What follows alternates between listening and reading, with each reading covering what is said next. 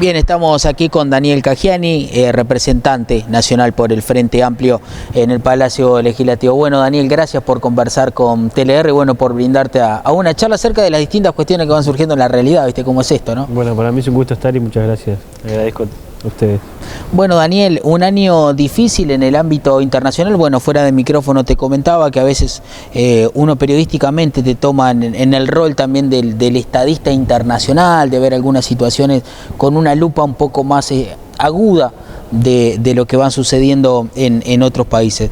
Yo a vos te quiero consultar cómo ves a nuestro país en el manejo de la pandemia, hoy que parece que la situación estaría un poco más controlada, bueno, con las pérdidas humanas que hubo en su momento, el mecanismo COVAX que también tiene algo de componente mundial que finalmente terminó generando lo que iba a generar, no favorecer más a algunos países que a otros. ¿Qué análisis haces de Uruguay en la estructura mundial? Sí, un análisis así más general, en realidad faltó mucho multilateralismo para atender la situación de la crisis sanitaria que se está viviendo, que todavía se sigue viviendo a nivel mundial y que Uruguay más o menos la tiene medianamente controlada, ¿no? Es decir, mucho más apoyo tanto de Naciones Unidas, de la Organización Mundial de la Salud, pero también de los mecanismos regionales que tengan que ver con ese tema. En el caso nuestro de Mercosur, que hicieron poco en materia de concertación de política, ¿no?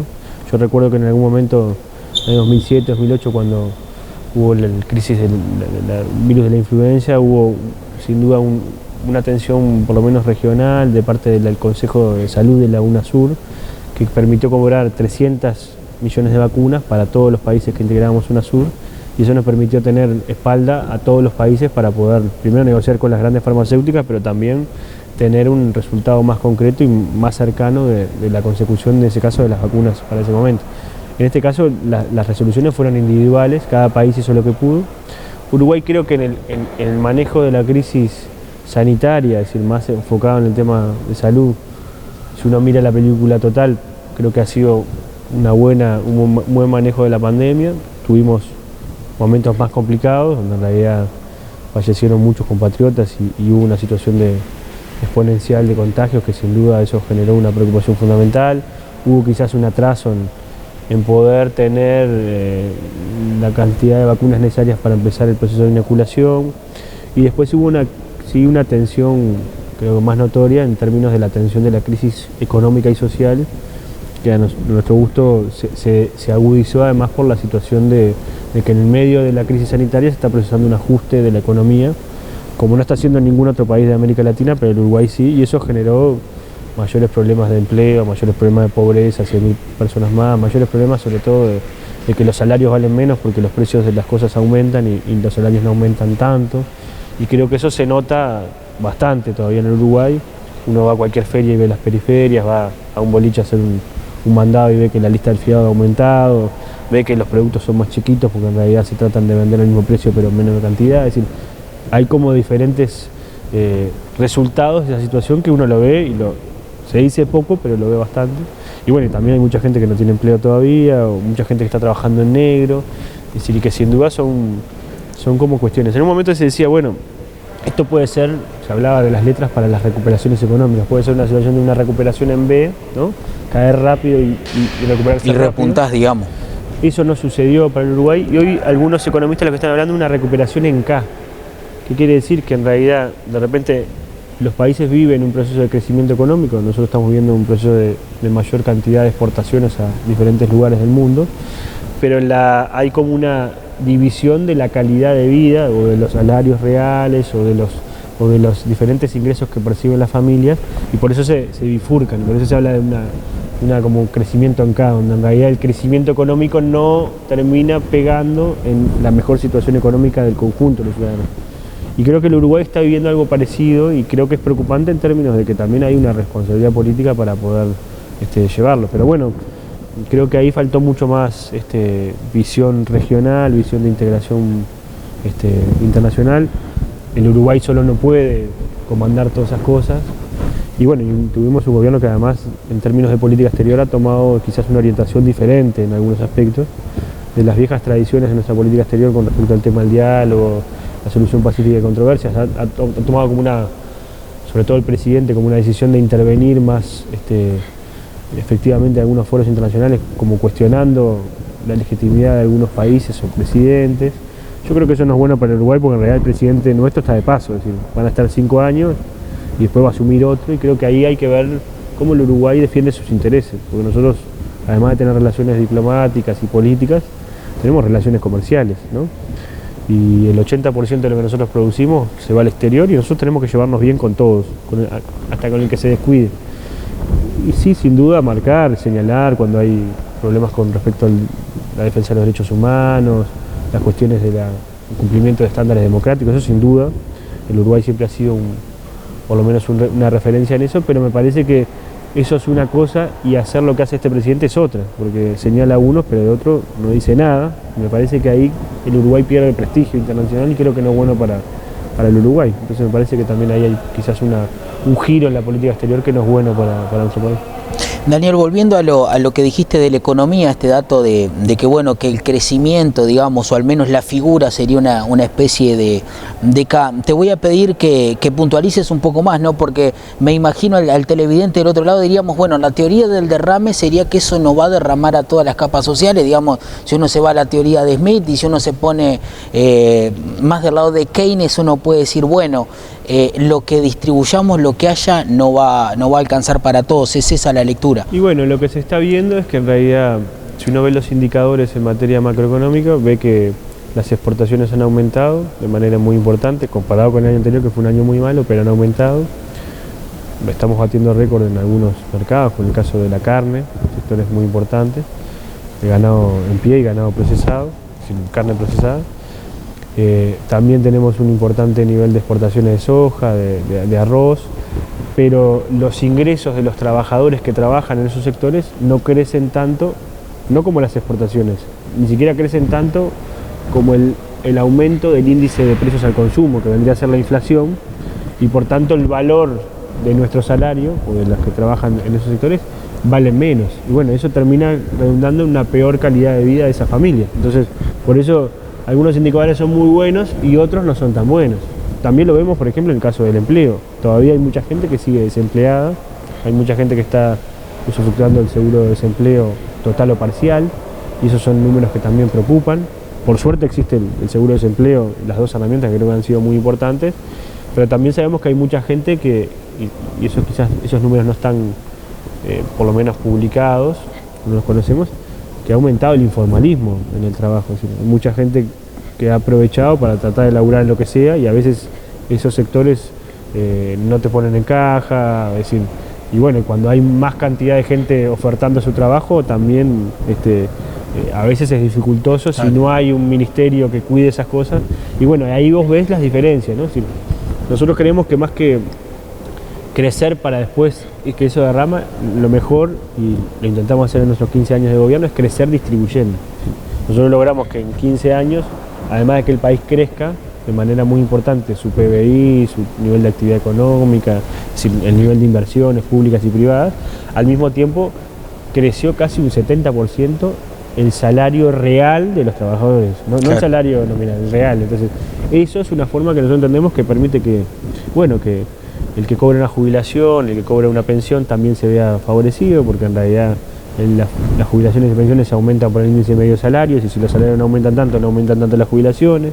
Nosotros hacíamos también una cosa que era tratar de, cuando había un aumento del salario, tratar de que el aumento del salario del mínimo, del salario mínimo, sea mayor, porque en realidad eso también empujaba la escala y además permitía que quienes de repente tenían un salario menor se vieran mejor beneficiados.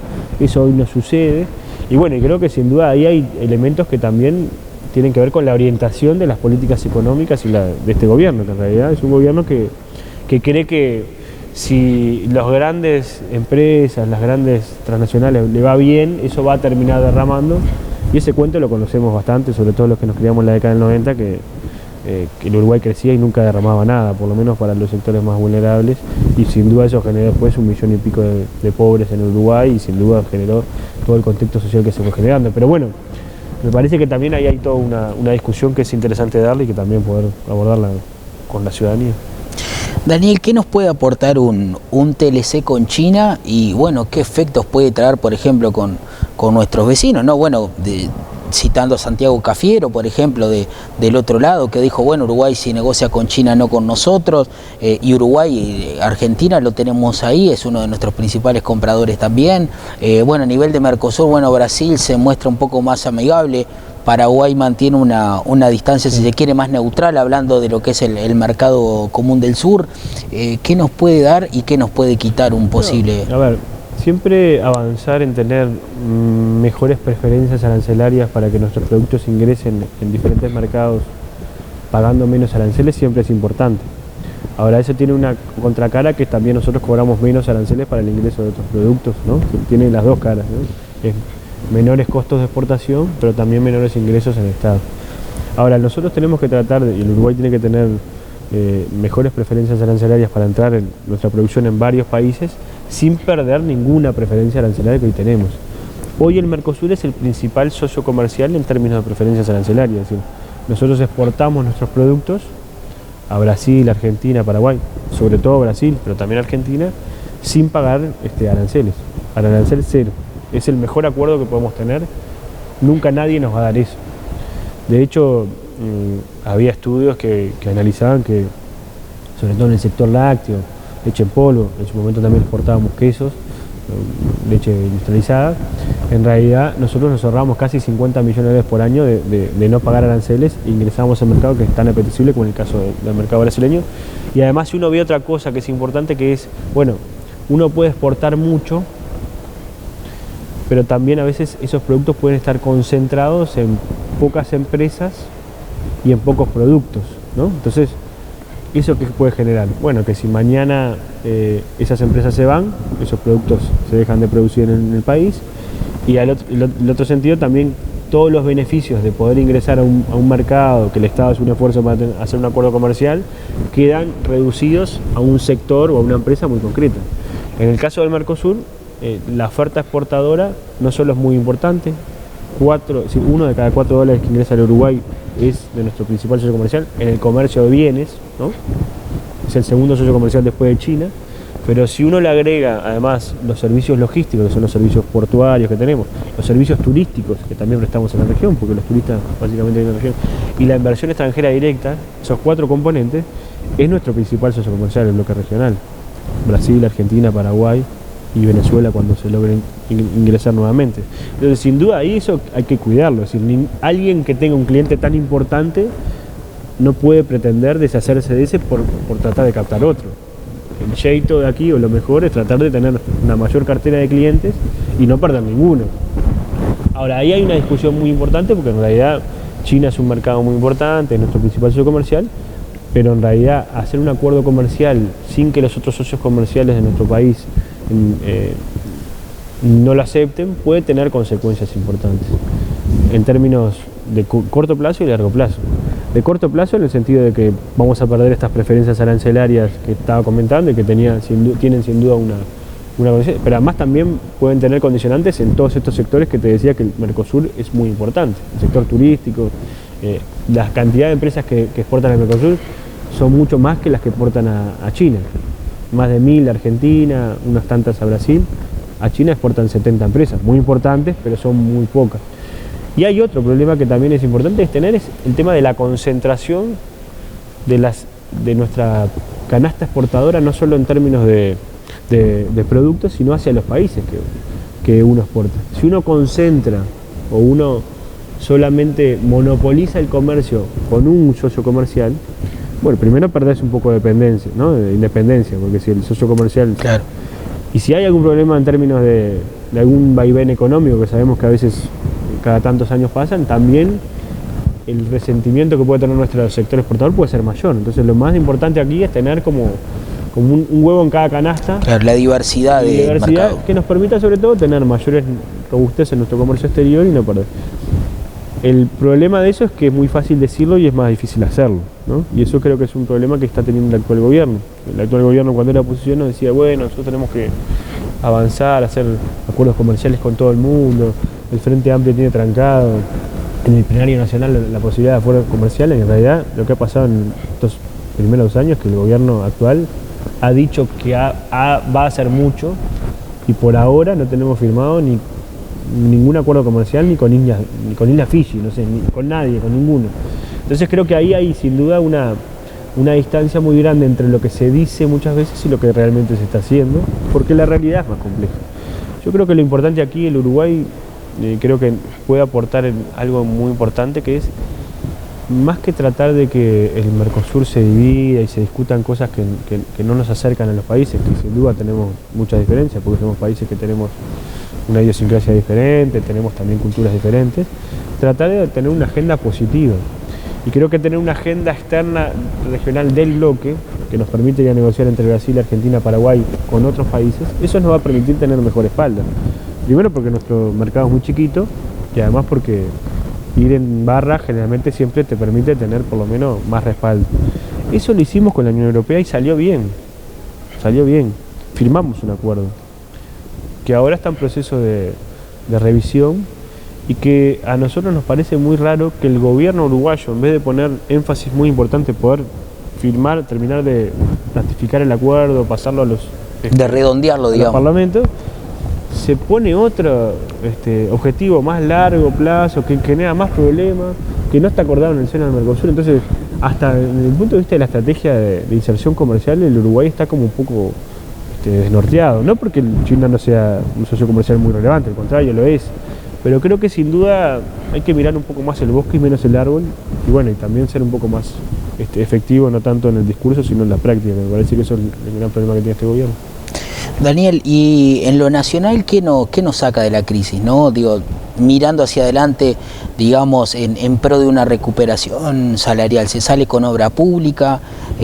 ¿Cómo salimos? Yo creo que ahí el Uruguay siempre ha tenido una presencia muy importante del Estado uruguayo, que es quien termina junto, no el Estado central, no los ministerios, quizás el Ministerio de Transporte y Obras Públicas, o algunos organismos como la Administración Nacional de Educación Pública, que tienen un fuerte desarrollo de su infraestructura educativa, pero sobre todo las empresas públicas tuvieron siempre un importante, son como motores de dinamizadores de la economía, que además permite que una vez que la inversión pública se empieza como a desarrollar, el sector privado se empieza a acoplar y empieza a ver también como mayores posibilidades y ofertas para poder también trabajar. Y creo que eso es un elemento muy importante, ¿no?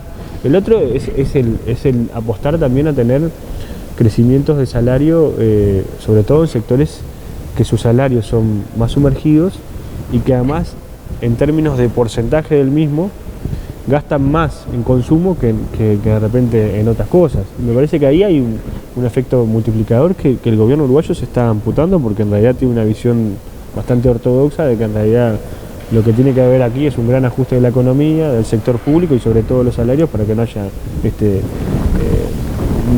mayores niveles de endeudamiento público. Y eso me parece que es un error en los resultados que está teniendo.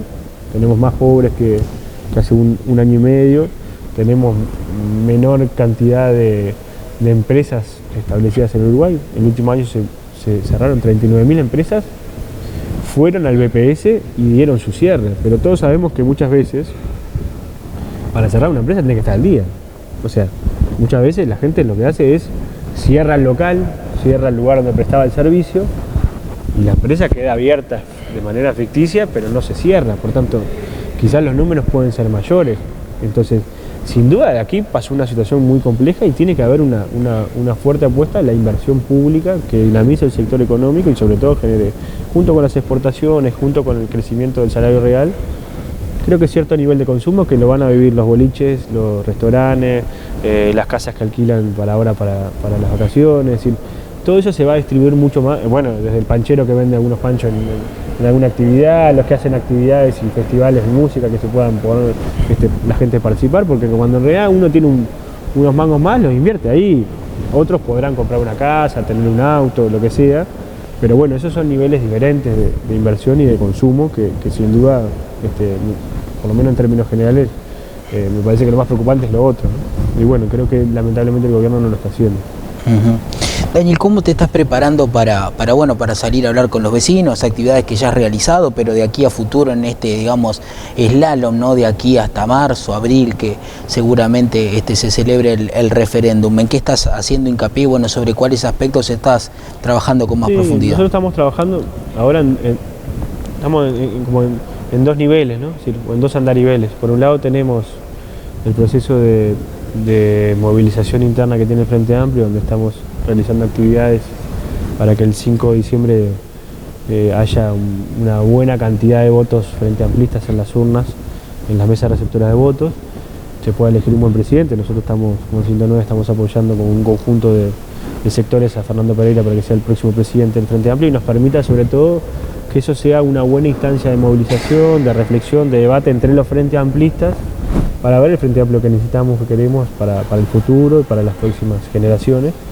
Y eso es un nivel de discusión porque ahí también tiene mucho de autocrítica, de las cosas que nos faltó, de cómo también interconectamos con sectores que a veces por la lógica de gobierno nos había faltado discutir un poco más. Y bueno, creo que eso es importante y nos ha permitido sobre todo hacer actividades en las ferias, en las plazas, en las casas de vecinos, ahora que se empieza como a reorganizar un poco más este tema. Y bueno, conversar mano a mano, que creo que también es importante y eso creo que es una de las... Y bueno, también conversar con los vecinos en la feria, en las mateadas, eso creo que es importante porque nos permite sobre todo también tener un ida y vuelta. Y que creo que a nosotros nos gusta mucho eso, por lo menos a mí personalmente, porque en realidad esa es la parte más linda de la actividad que nosotros desarrollamos, movilizarse, trabajar, conversar, escuchar al otro. Y después está el otro andarivel, que es el andarivel del mientras tanto, que se van contando las firmas y se va a definir en algún momento, seguramente en los próximos días, el día de que se va a realizar el referéndum, seguramente sea entre marzo o abril. Bueno, el proceso de la campaña del sí, ¿no? Que tiene todo también una consideración diferente, porque en realidad es una campaña mucho más amplia, que tenemos que apostar también a convencer a muchos frente amplistas, muchas personas que van a votar en el Partido Colorado, el Partido Nacional, las personas que votaron en el Cabildo Abierto y otras que votaron otras cosas, de que nos presten el voto, de que puedan también entender de que estos 135 artículos son los más nefastos de una ley de urgente consideración que tiene más de casi 500 artículos, que nos hace retroceder en derechos fundamentales como sociedad, que nos genera un problema muy importante en materia del aumento de los combustibles, que nos genera un problema importante en materia del desarrollo de nuestro sistema educativo, que es una parte muy importante para el conjunto de la sociedad y sobre todo todos los uruguayos, sistema educativo público, aspectos que tienen que ver con la inclusión financiera, los temas de transparencia. Es decir, estos temas, que son temas que de repente se discutieron poco, porque el mecanismo que se utilizó fue un mecanismo express, que no es bueno para nuestra democracia y creo que no es lo mejor para fortalecer los procesos de discusión.